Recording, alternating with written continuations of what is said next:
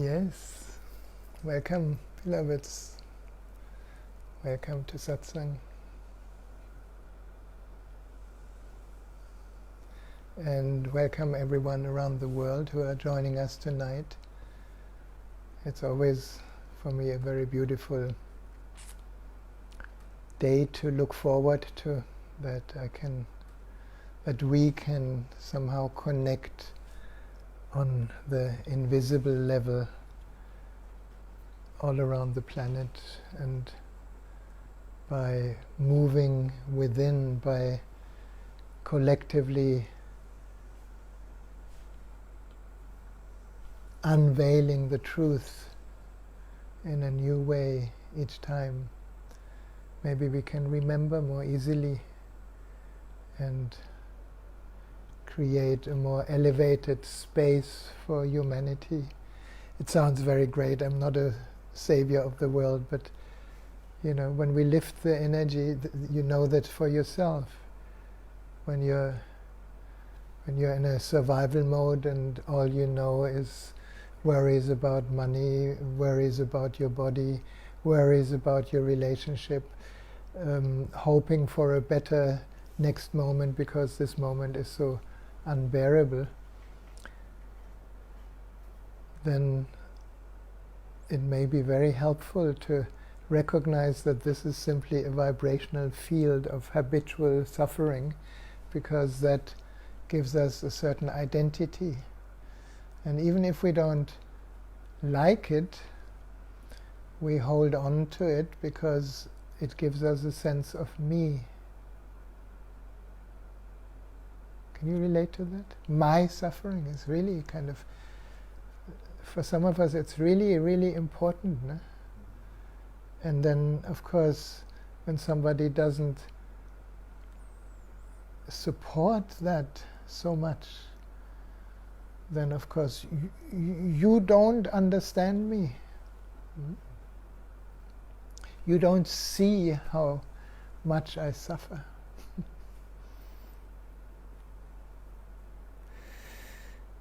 Until one day we realize that everything we try to identify with, to make a sense of self, of whether it's suffering or success, whether it's pain or pleasure, whether it's joy or sadness, whatever we define ourselves with, is a trap, because it doesn't give us what is actually true. And what is true, or our true being, from the outside it looks very scary because it's not a form. It looks threatening because every form we have identified with changes. So the biggest suffering, of course, is the fear of change, the fear of something in me that I don't know. And we all don't know. At whatever age we are in, the child doesn't know what happens when he's grown up. The grown-up doesn't know what happens if he gets a job or she gets a job or not. And so on. We never know the next step. And we want to control it so much because we want to preserve a sense of me that is stable. Can you relate to that? It's like this is at least my past, and all the becoming, all the hope for a better moment later is in service of that. Until hopefully soon or later we come to the wall. We come to a place where we realize whatever we do, whatever we hope for, whatever we expect from existence, from our partner, from our family, from our friends, is completely irrelevant, because it's not your business how the people around you should see you or should treat you. It's their business.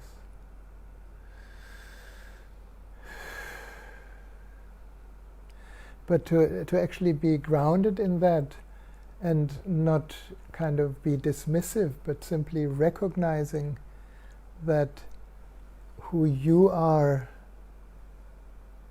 can actually not be touched by any judgment, because you're not a form, you're not a shape, you're not a color, you're not a substance. You're that which is aware. And again, that which is aware, in India there's this beautiful word for it. It's called shunyata. And shunyata is translated as emptiness, as nothingness. But it's not really nothingness. And this is kind of the mystery and the difficulty that everyone who talks about it is encountering. You cannot talk about it. Because the moment you talk about it, you give it a shape, a form, a color, a sound, a smell, a taste. And yet, behind that is that which is aware. And when Steve came just before into the house, the first thing he said, "I am that." Because he saw a book, "I am that." Now, that cannot even be written. So we are kind of in a dilemma, And these books and the teachings and everything we hear is kind of just to appease the mind so that it can relax a little bit until through grace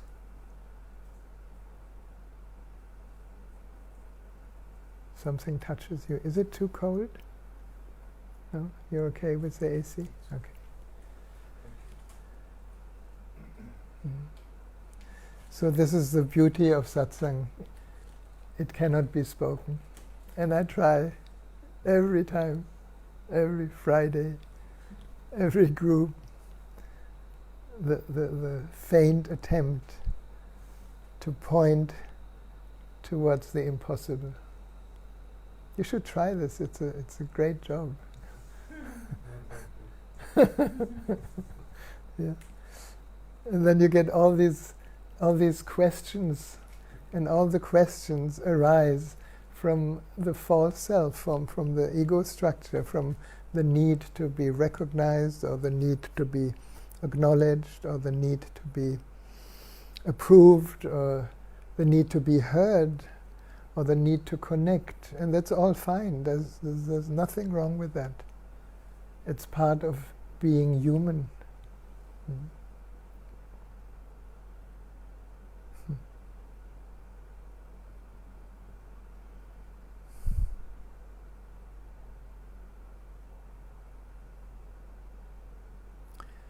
So, what did we talk about?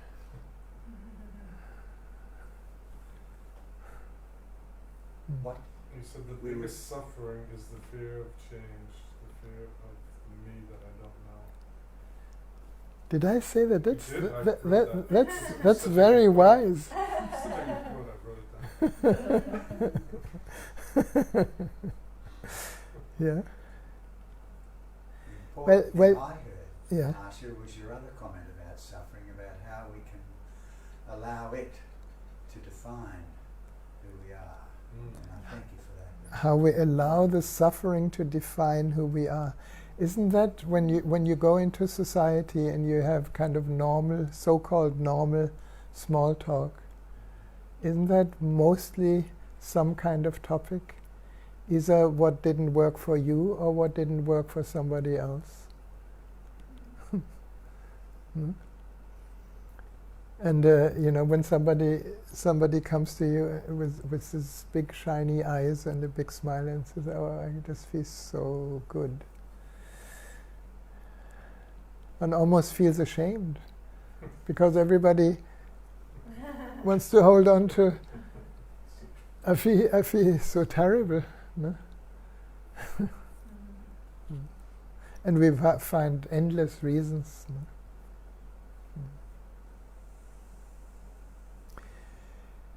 And I think the main difficulty is our habits. No? Mind and personality is a structure for habits. I remember I heard that many years ago from Osho, first time, how habits are actually diminishing your sense of self, how habits make you into a robot, how society, especially when you go to the military, is not interested in a human being that is an expression of the divine in form, that is creative and ever flowering. Military wouldn't exist if everybody would be in that state. Military is a good example to give total responsibility away from your own, life, and listen to the authority that tells you, right, left, go to the mud, jump into the water, shoot this person. And you need to be so automatically trained that your conscious mind, your presence, needs to be totally neglected. And then you can become a hero for the nation.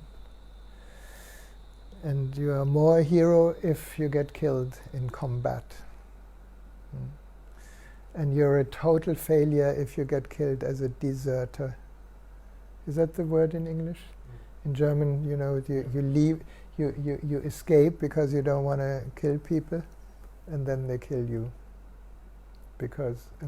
out of self-righteousness, and you are not serving whatever that is, the state, your country.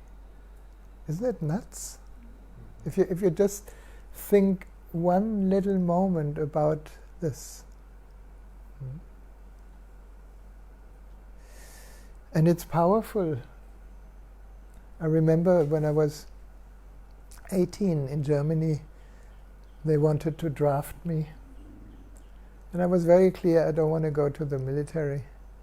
So I was already studying medicine, so I told them, you can draft me when I'm a doctor, then at least I can help people that you wound.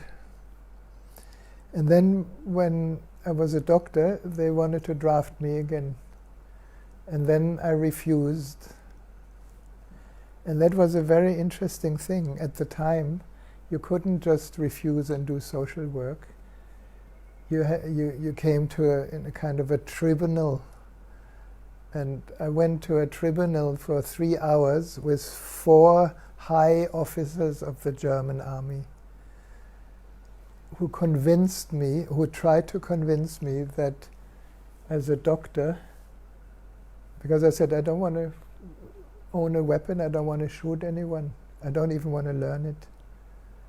And then they told all sorts of scenarios. Well, if you have a hospital and you have to take care of 50 patients, and the enemy at the door with guns, and you have a machine gun, what do? I said, I won't have a machine gun. For sure not. And so on. It was so intense. And I wasn't so skilled in arguments. I just was desperate that they don't understand a human natural expression, If you look at young children, before they are conditioned by their parents' anger, perhaps, or very often children are just loving. They are pure love. And somehow, if I look back, in my childhood, I always wondered how come that people don't love each other. It's just the most natural thing. So when my parents were fighting, or when somebody else was fighting, you remember how horrible it is for the child when you were a child, how your whole system shrinks and you feel something is really wrong, but you cannot say it.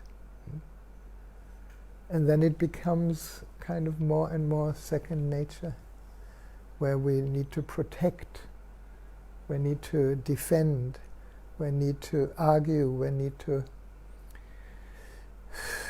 do all the power games that we learn. And all that is covering who we always have been, which is actually unconditional love.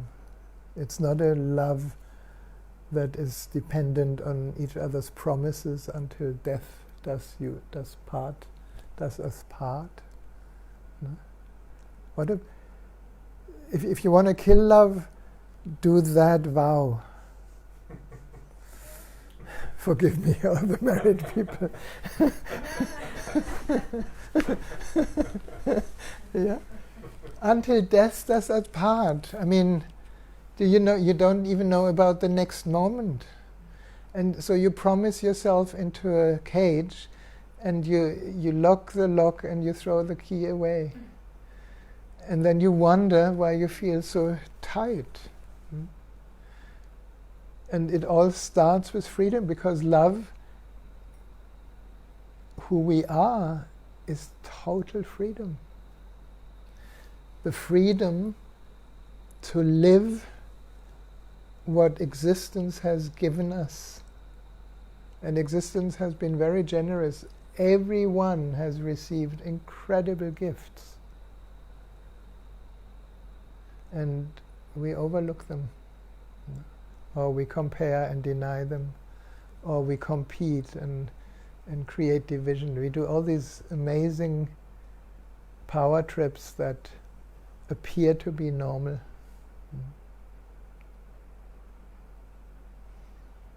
So, where does love flower? Now, yeah. Steve makes this sign here. Yeah? Here, love is. And I think most of you, when you hear, you recognize, of course, everything else is kind of a cover-up. All our need to assert our personal structure is just the fear that we may not exist. Until one day you realize, well, that's true. I do not exist as a form. The form exists in me. Are we having a glimpse of that? I do not exist as a form, but the form exists in me. And thoughts are forms. Emotions are forms. Body is a form. Stories are forms. They all appear in me. And they disappear in me.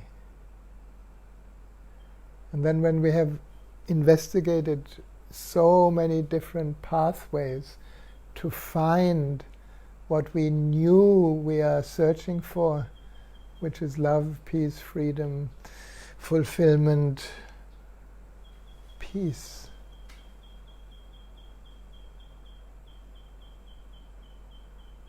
We become very astonished that suddenly it's all here. It has always been here. We've just been looking in the wrong place. Now, there are so many doorways, and for me, Aurasoma is also a beautiful doorway, because all these pointers that we give to each other, all these pointers when we want to support somebody in their life, in their situation, point to the sacredness of this body-mind. They point to the recognition how precious it is that in this moment we live, or this being has a body. Did we personally do anything for this body? No, your parents did something, they made love. No? But they probably didn't know what incredible vehicle they have become to create a new miracle, which is a new little kiddie that eventually or very quickly grows up into all these incredible beings. And from that perspective, you will only see beautiful beings. Some of them maybe are so far away from their recognition of their beauty that they appear ugly, but that's only an appearance. So when the Buddha got enlightened, he saw everyone enlightened. And the Buddha is not very special. The Buddha just recognized what he is, and was speaking over 80 years to help people to see that. But what do? We create temples. He asked never to make any statue of him. That was a mistake, because he didn't know the principle of resistance. The moment you say don't, everybody does. So Buddha has the most statues in the world. No? Buddha was asked, what have you found in your enlightenment? He said, no thing, shunyata. What are your teachings? How should we live our life? He said, be natural. What do the Buddhists do out of this? They created 60,000 rules how to live your life.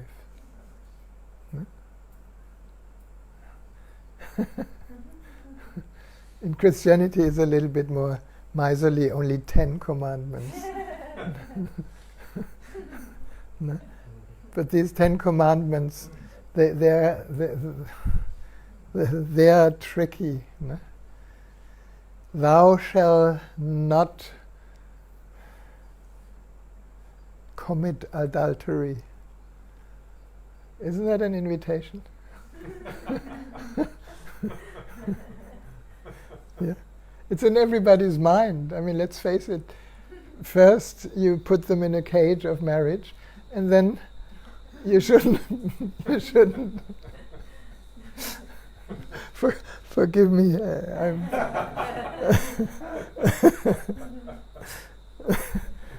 I may be bad in the moment, but we have to see things as they are. No?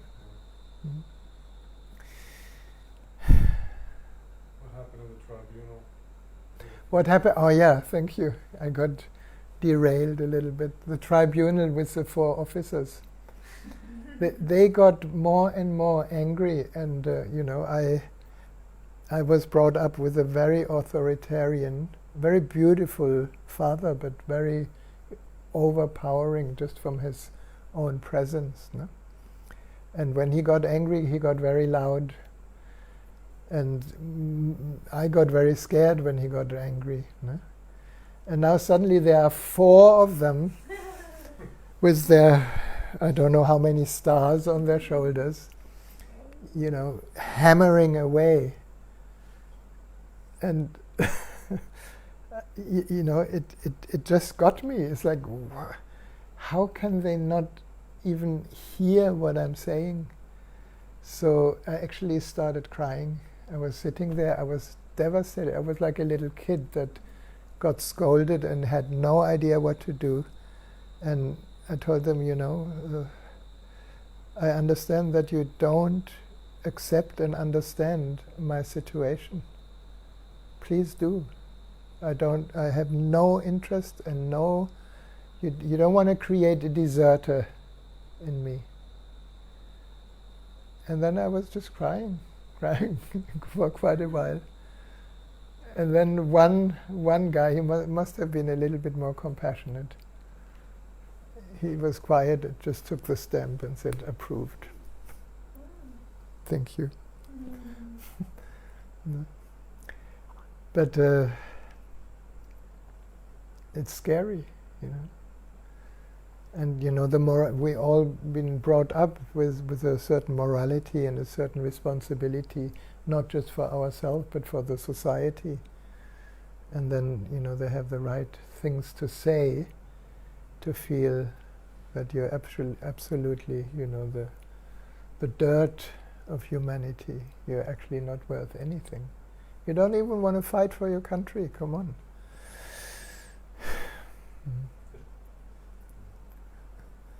There's a new one. You don't want to have a vaccination. That's right. Oh, yes. What? You don't want to have a vaccine? You must be, and so on. I mean, we're not going to go in that one. That's a kind of intense topic, but everybody feels what this topic is about. Everybody has a sense. You know? And you have to be intelligent. You know? It doesn't mean you shouldn't get vaccinated. Who knows? Maybe you should, maybe you shouldn't. That's not the point.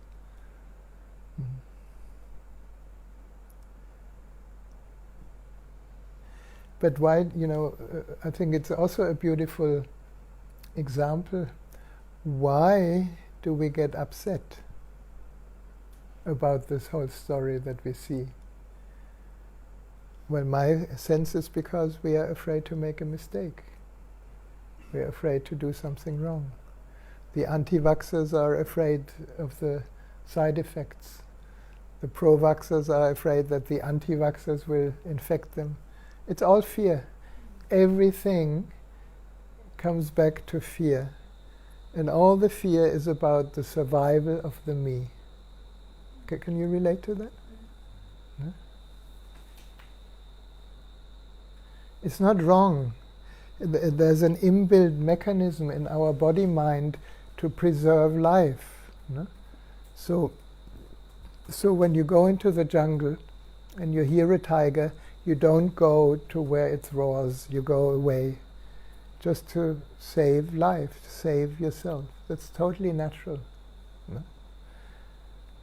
But we mix up the real bodily survival fear when your life is threatened, which is very seldom, and we confuse it with our mental story that tells us a story of survival. I need to, you know, if I don't make enough money, then I will not be loved, I will not be supported, I will be a street bum, and the worst thing that can happen is I die of hunger. Now, is that really happening to us? It happens in Africa, it happens in India, it happens in many places. But these people are not so afraid.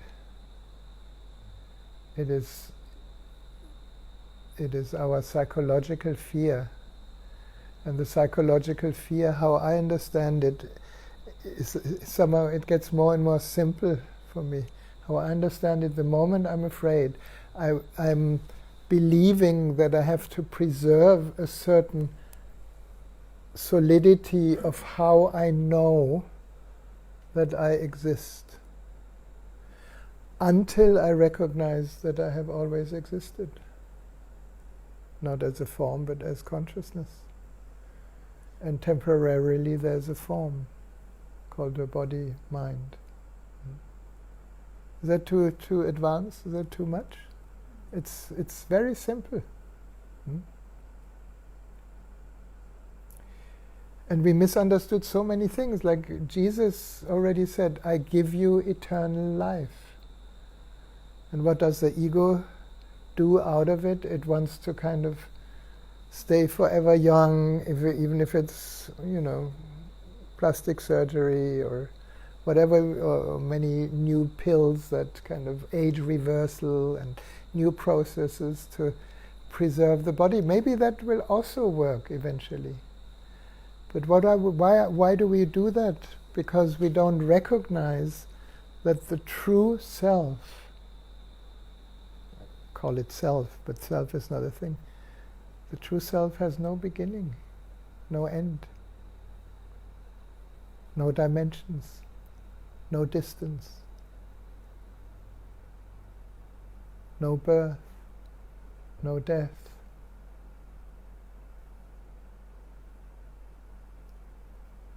And each time we say I, we point towards that. We say I see, which means there must be a consciousness that is aware of seeing. I feel. There must be a consciousness, the I, that is aware of a feeling sensation.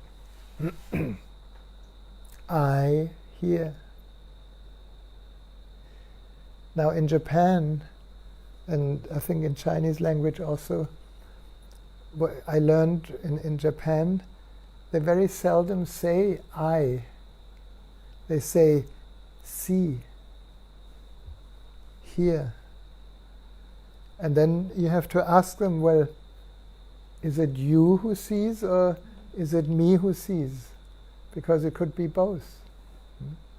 They don't say you see and I see, they just say see. Which is fantastic, because it already points towards what the Zen masters kind of sharing, the emptiness, the empty heart. There is nobody seeing. There is consciousness seeing, space seeing, awareness seeing, whatever we call it.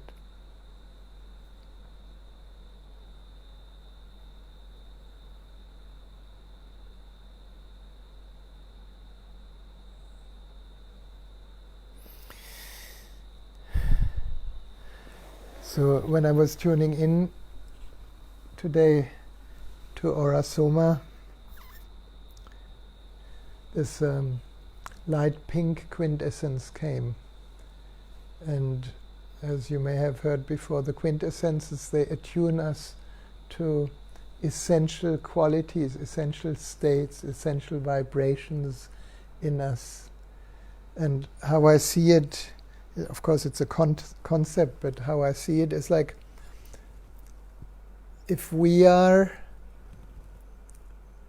a presence, a formless presence in the center, which is the source, if we are the source of everything, which we are, and the body-mind is an expression of source, a very unique expression for everyone. Every body is completely different than another body. Even with one egg twins, they are unique. So from the formless, the bridge to the form, I call essence, I call essential qualities. So first there's nothing, like the pure potential, pure potentiality.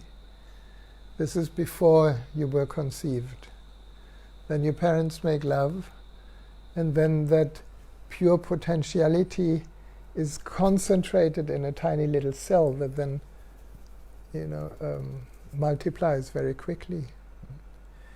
And together with the cell multiplying, there's a lot of other things happening, specific characteristics, something like that, no?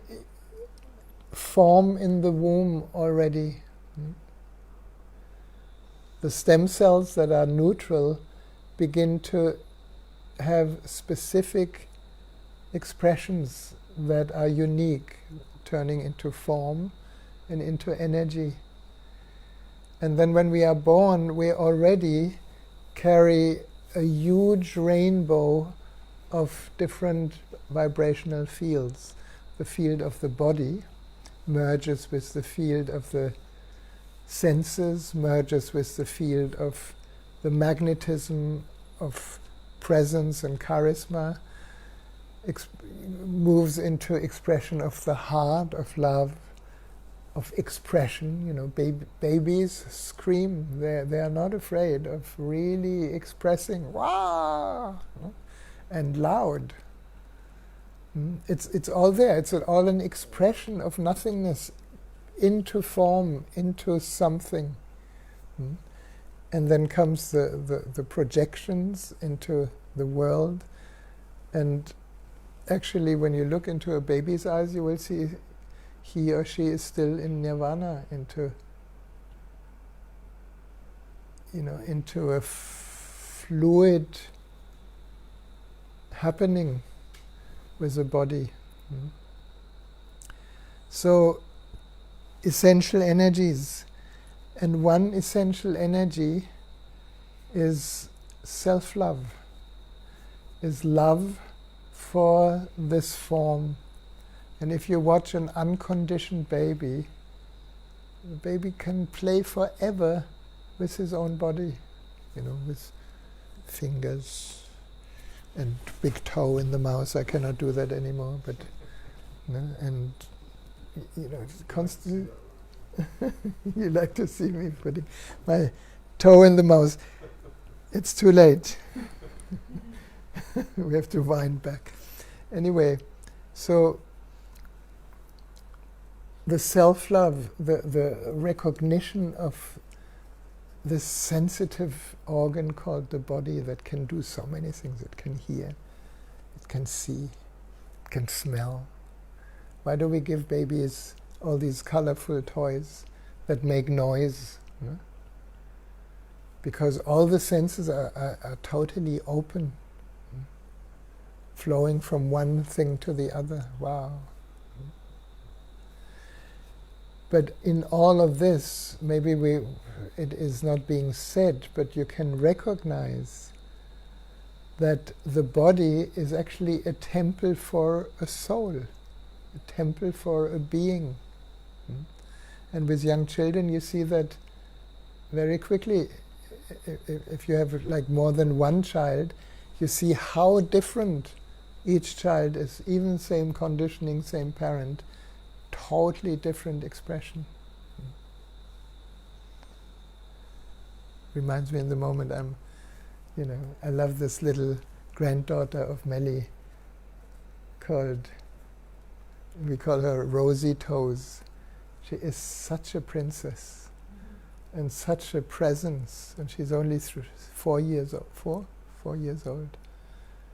And she is a powerhouse of presence that you you want to bow down to. And this is basically the message in this quintessence called Pallas Athene. Pallas Athene is the goddess of Athens, the guardian of the temple. And symbolically, what is the temple? The body is your temple. As human beings, we have built churches and temples and mosques outside of us, projecting what actually is much more healthy to bring back home, that this physical body is an embodiment of the divine. And the guardian of it, Pallas Athene, is the consciousness, the love in the pink. In the pink, it is unconditional love. Now, how many people actually love their body unconditionally?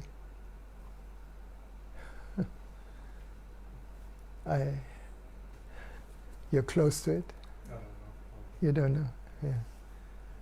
Well, if you have normal conversations about body, what do we usually hear? Oh my God, you look in the mirror, oh, I'm getting old, or I have these spots here, or I need to do something for my wrinkle, oh my God, I'm too fat, I'm too skinny, there are so many conditions we put on our body.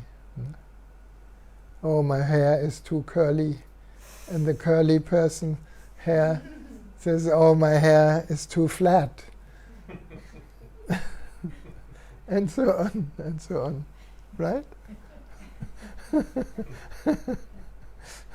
No? Or I don't have hair. Or I wish I would have hair. Or if you're in Asia, Yeah, they all put the whitening skin. yeah, If and you're yeah, and in Australia, yeah, they all like it tan. yeah. In Asia, the women, it's incredible. You have to see this in Taiwan when the sun shines. It rains a lot in Taiwan, but when the sun shines, they have this amazing hats. I haven't seen that anywhere else. So the head is basically with a big rim, and then there's a cover that covers the neck halfway to the shoulders, and you can have two flaps that cover your whole face. So you have just the slit of the eyes coming out so that they can see where they are going. And I even saw a hat where even the eyes is like a mosquito net, so you can see through. But such a fear of the sun. So And the sunscreen has whitening in it. yeah, and the sunscreen has whitening in it because white skin is noble. Here in the West, you said that to me, Rahasya, you look so tanned, you're so healthy. Yeah. Suddenly here you're healthy when you're tanned. In Taiwan you're sick when you're tanned. You're actually not from a more high society. You're a laborer. No? So Pallas Athene is badly needed. The love and the reverence and the bowing down to the physical body and to treat it as a temple. And then it gets worse when for the first time the little child touches its genitals because it's the most sensitive area, and suddenly your parent that is maybe feels ashamed or feels afraid that this is in Sweden they say ayabaya, in German they say baba. How do they say in Australia? Not good. Yucky. Don't touch. And then suddenly you there's one part of your body that you have to be antagonistic. Everything else touching is okay, but genitals touching no more okay. And it seems so normal, and we create already kind of a sexual cripple in the small babies, because where the most energy is the most rejected. And then we feel ashamed and all the stuff that comes on top of it. Because it has not been recognized as sacred life-giving energy. And this is where Tantra has done a lot of beautiful work to actually bring the sacredness, not just of sexuality, but of the whole body and emotion and feeling and sensitivity back into life. So Pallas Athene, shall we try? Can you stand up and make your left wrist available? And for the friends around the world, you just imagine that fragrance, because imagination can help to attune to a certain vibration.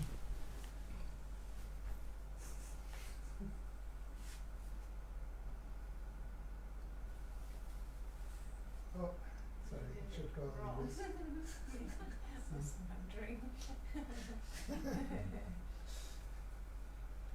So when you receive Pallas Athene, rub it into your wrists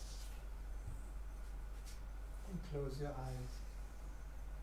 Let it be a tuning fork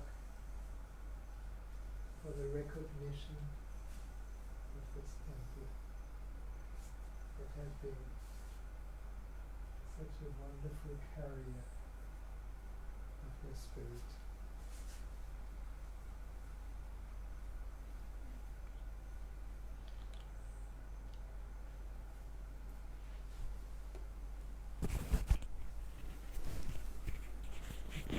And then you can rise your hands high above the head and just imagine you're growing wings from the core of your spine to your fingertips. If you like angels, you can become an angel. And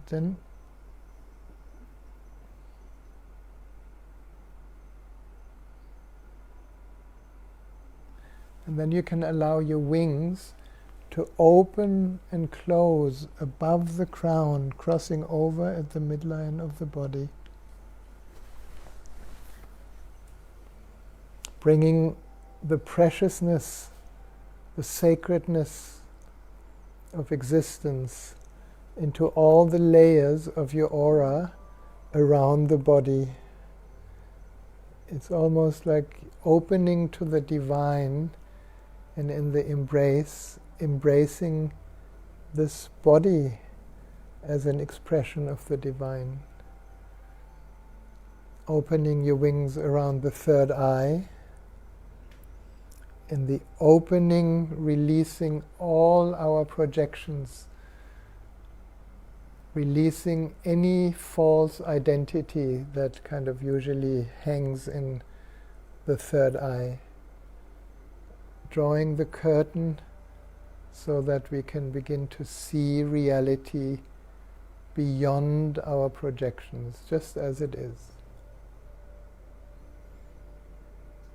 And then opening your wings around the throat. In the opening, releasing all our habitual beliefs. The beliefs create an identity. Behind the beliefs is not knowing. It's the space of infinite creativity and expression. So in the embrace, embracing your creative being, embracing your capacity to express yourself through voice, through art, through action, without creating a sense of self from it. Then it is the divine that speaks to you, speaks through you. And then opening and embracing the heart. And in the opening here, releasing all the shoulds and should nots, all these rules that we have unquestionably adopted from the outside. And in the embrace, embracing your own integrity, your own wisdom, your natural knowing what is right.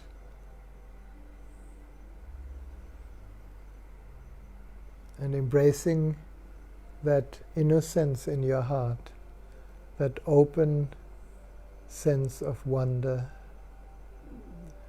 and letting your wings rest over your heart for a moment, absorbing the vibration of Pallas Athene deep in the silence of the heart. It's like embracing the empty heart. And then opening our wings again, embracing the solar plexus. In the opening, releasing all these strategies of separation that we have been training for a lot of our life. Comparison, competition, judgments, blame, inferiority, superiority. And all this is like an armor that has formed around our infinite being. Now is a good moment to lay down your shields, your weapons, and allow the sun to come in. That's why it's called solar plexus. The joy of being a unique expression of the divine. the joy that we can do things, we can move into action, we can create out of the formless, we can create form.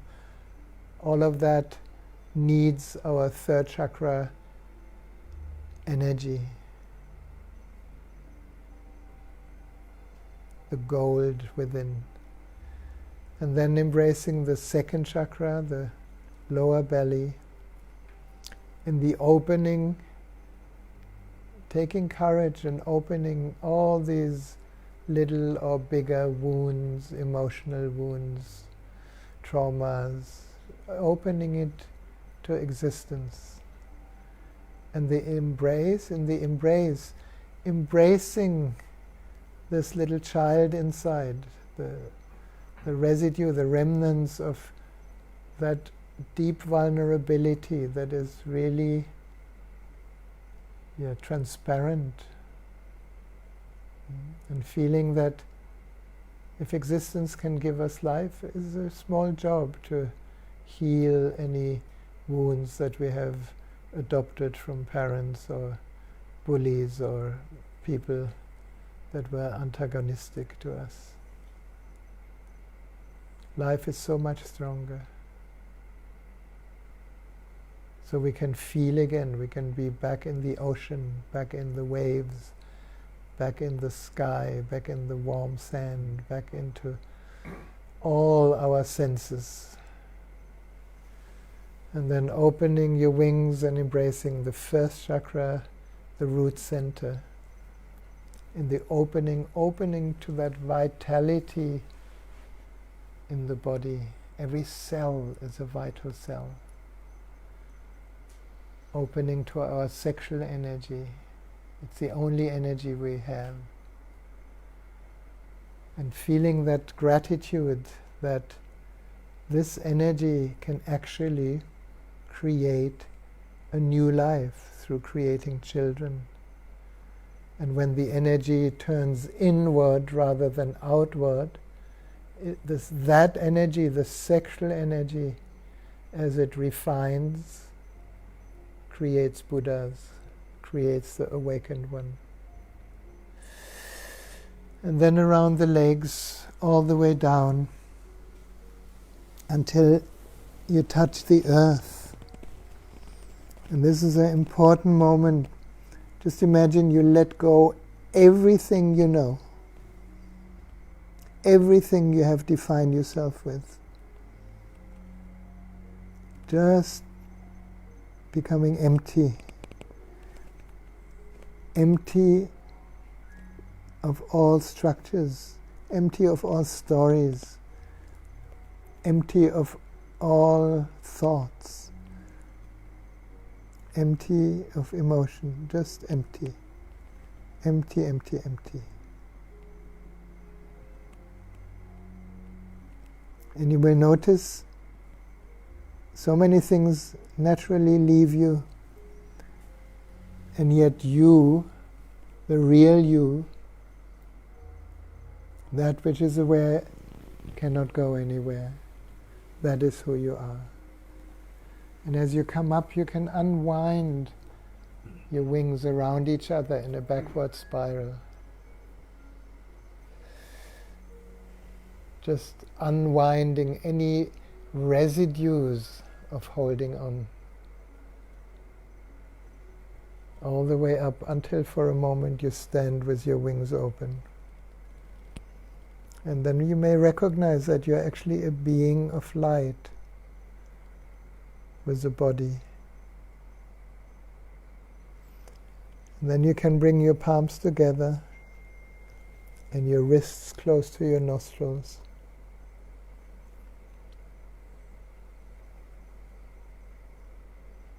Taking 3 deep breaths of this fragrance into the temple of the body.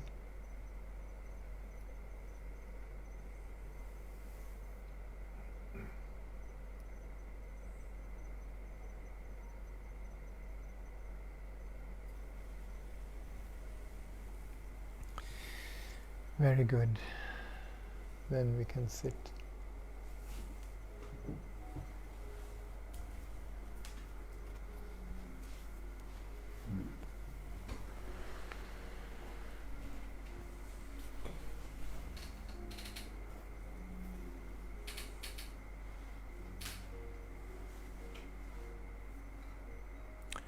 So I want to dedicate the light of the candle today to the honoring of the body, to recognizing your body as a temple, and that the light of your being may shine more and more through every cell.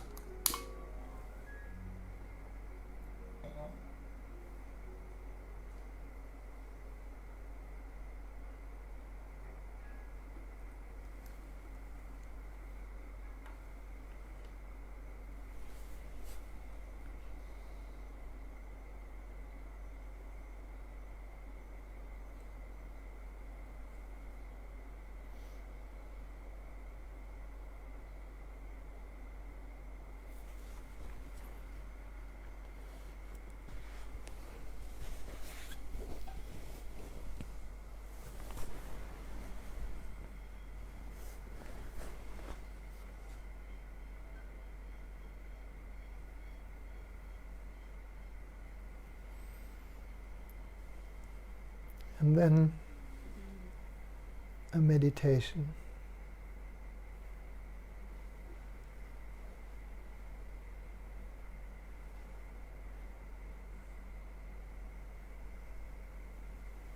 Just sitting comfortably with your spine upright. This is just for you to stay awake. Otherwise there is nothing to do. Meditation is a time of non-doing, nowhere to go, nothing to change, nothing to achieve. Resting here now.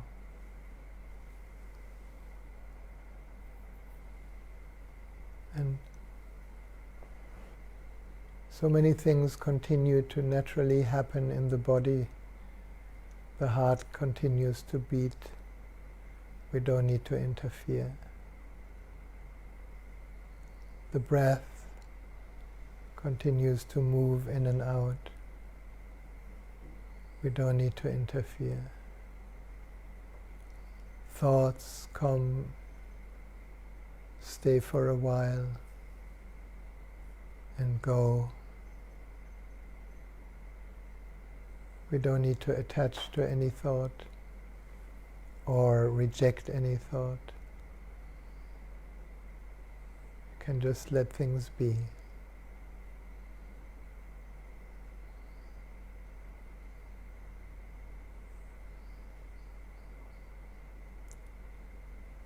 And if you remember, as you become aware of thoughts, for example,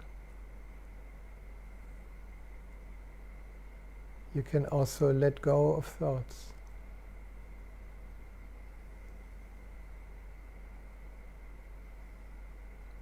By bringing your attention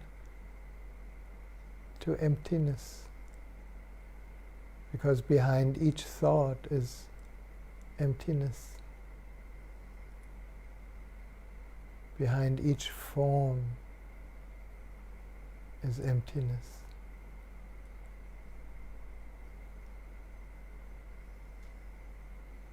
Behind each sensory experience is emptiness.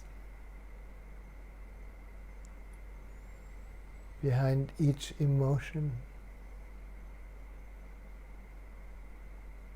is emptiness.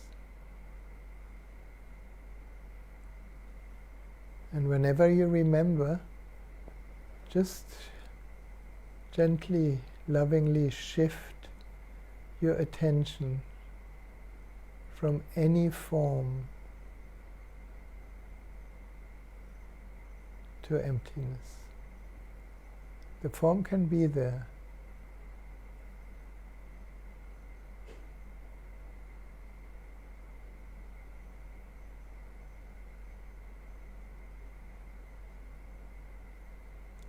Forms change, contents change,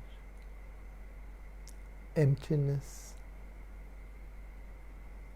is unchanging.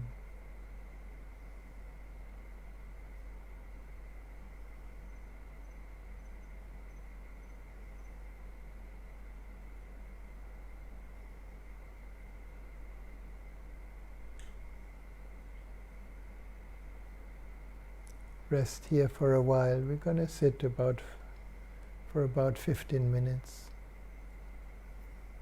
And don't make any effort. Don't make any effort to get rid of thoughts.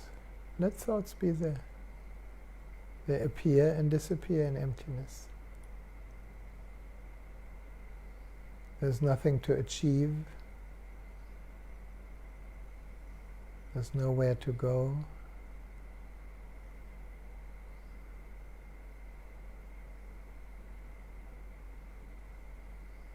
Just rest as this peace.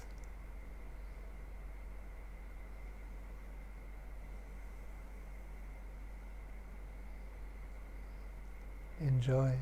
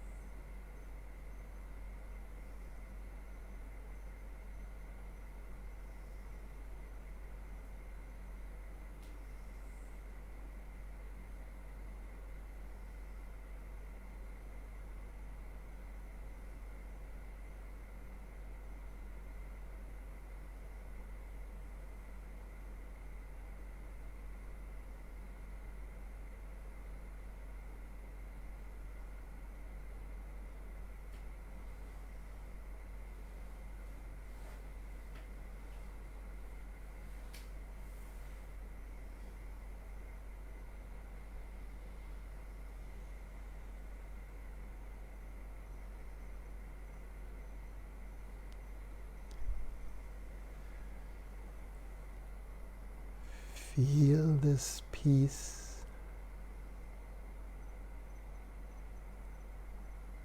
Feel how it permeates every cell of the body from inside.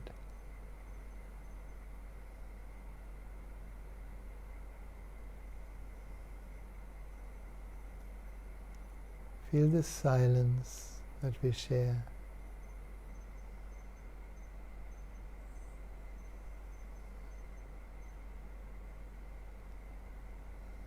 And perhaps you have a sense of that field of presence.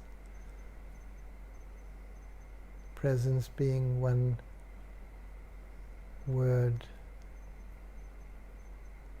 for consciousness, for that which is aware.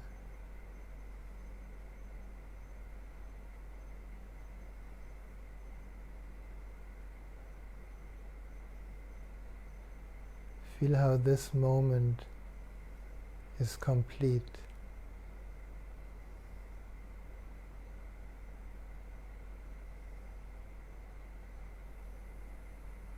How in this moment we all are complete.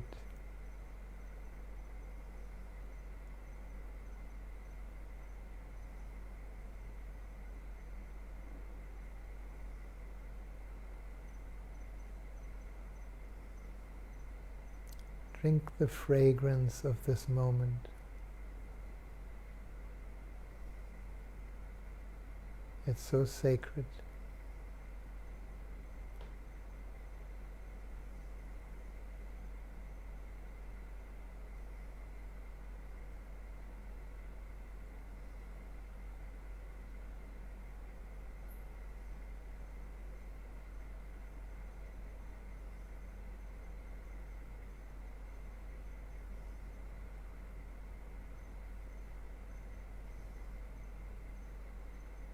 Notice how witnessing how that which is aware is naturally here all the time.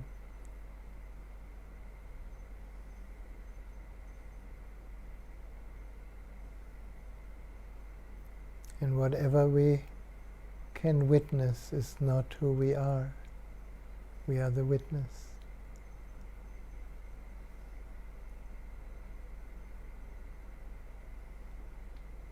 We can witness that we are not the body, not the thoughts, not the story, not the content,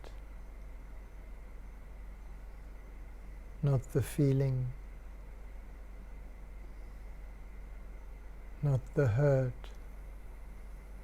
not the joy.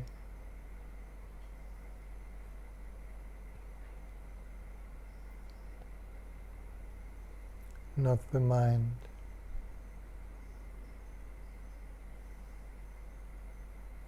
Perhaps we can only describe who we are through describing what we are not.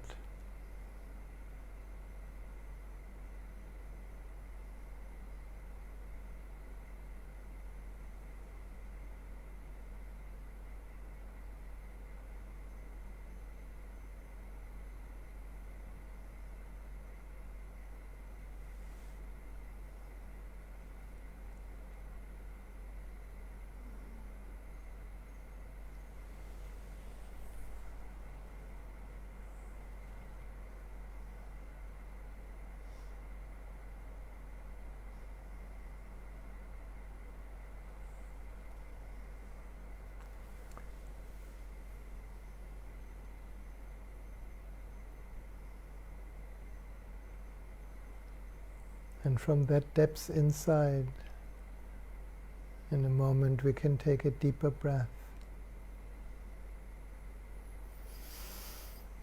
And gently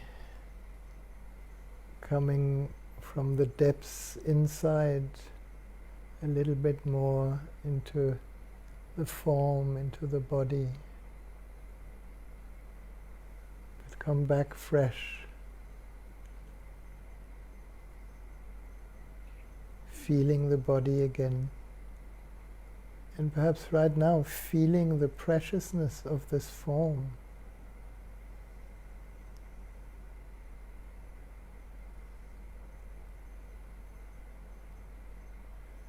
Until you find a good moment to open your eyes to a brand new moment here. Unknown, new, present. A deep mystery.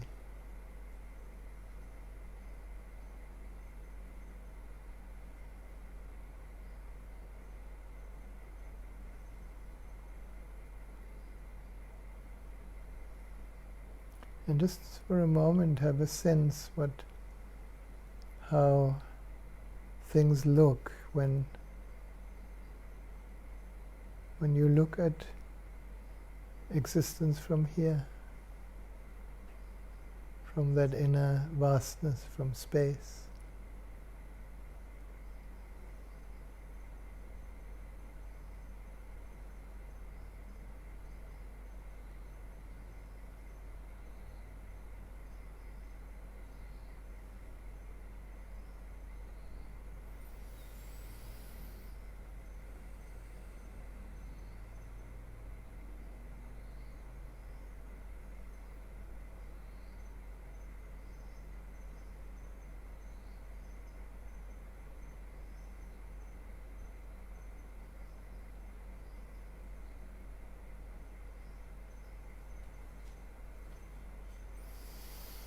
And another deep breath and perhaps a little stretch back into the body.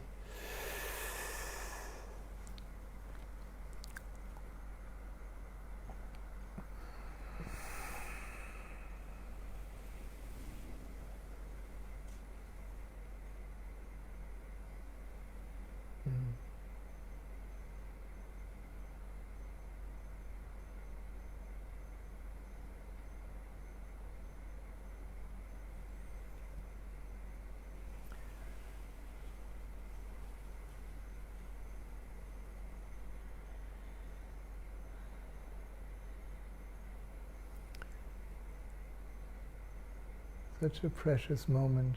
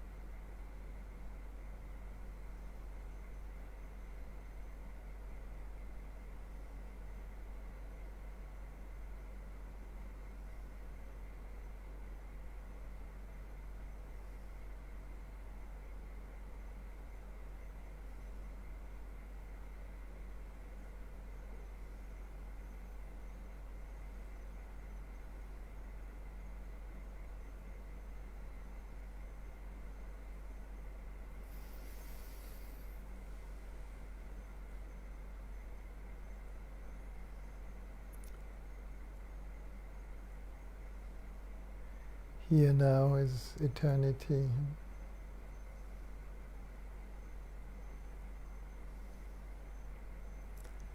Now, if you like, we can open this a little bit. If you have anything to say, anything to share, anything to ask, and the friends around the world, if you have anything you would like to write in the comment, any question or discovery, our friend Steve is here and he can translate your message. So we can begin a little dialogue.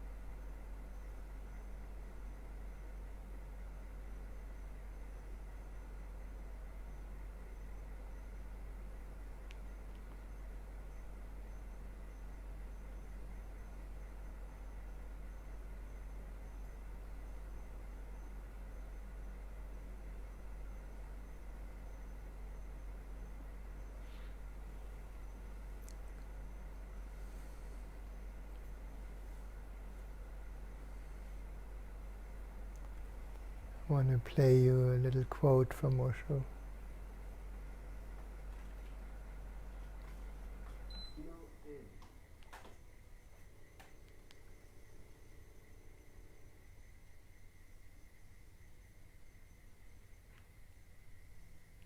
No end.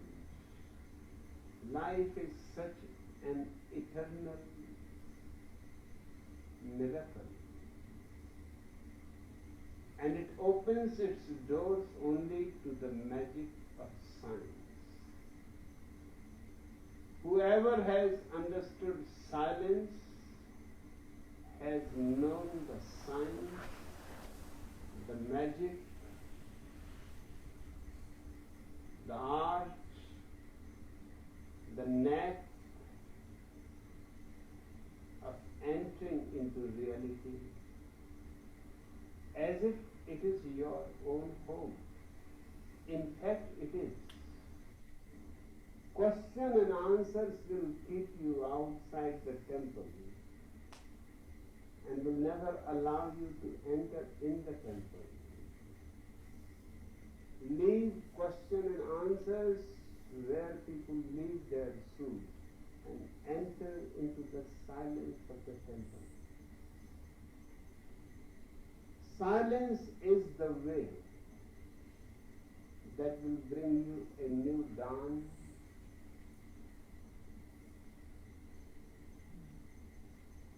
a new explosion of life, an overwhelming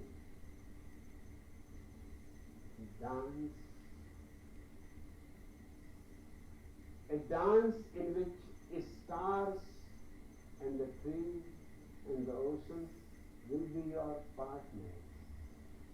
The whole existence will be your music.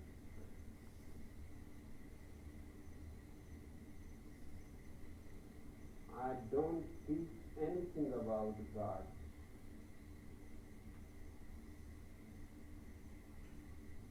I teach simply about experiencing this dance of the mysterious life, and you will know about God. God is not a person, but only the fragrance. When you have come to your ultimate actualization, when you have attained to your destiny, you will know a quality that can be only called godliness. You will not meet a God confronting you. You will see God radiating from your heart, from your very being, as rays of light and love and compassion and beauty.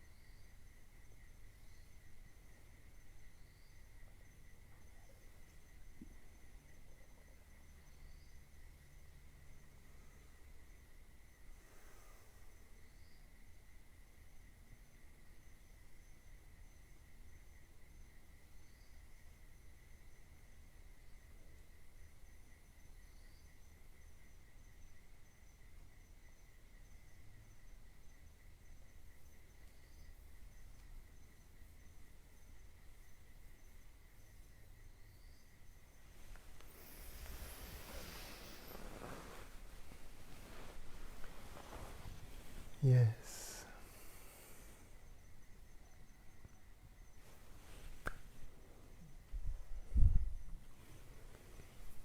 Thank you. What a divine silence. What a divine meeting.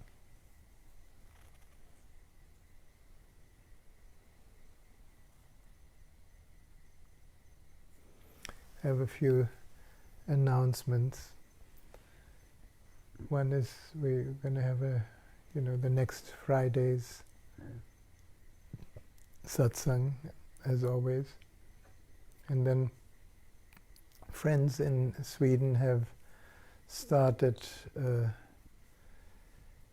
Facebook group and in a way a program where they invited me to do a few online courses. And there will be an online course over 2 weekends, like Saturday and Sunday, of 3 hours each over 2 weekends, called Coming Home. And I think most of you are on my mailing list, so I have made a send out, but I put in the wrong link. So you will get the right link, and if that interests you, it's very beautiful. The course will be in the evening from 7 to 10 here in Australia. It will be a different time in Europe, of course. And we basically spread the wings pretty much in most of the countries that I've been teaching or sharing. So we create kind of a global Sangha, entering deeper and deeper into the mystery of our own home, which, as Osho said so beautifully, of our silence. So if that interests you, or if you want to inspire any friend, just pass them on the link. In the link there's everything that you need to know, how to book and how it works. And this Zoom thing is quite amazing. I had a few Zoom courses with Korea and Japan, and it really feels like you sit in the room with the other people, because you see everyone. And the more people there are, the smaller the picture is, but you can always have the speaker view where the picture of the speaker becomes big. And somehow the visual aspect is also beautiful. It's almost like sitting in a group room with friends or having meditations together. So if that interests you, and for some reason in the next days you don't get an email, please write me and I send you the link how to. Maria posted it on the live feed. Maria Paz, she is so efficient. Maria is a friend in Sweden who is part of that team, and she just posted that link to the course. So we get more and more high-tech. So I wish you a beautiful rest of the evening. For the Europeans, a beautiful day. And I'm looking forward to sit with you again sometime. Thank you for today. Be well. Remember, Friday night satsang. Friday night satsang, yes. Thank you.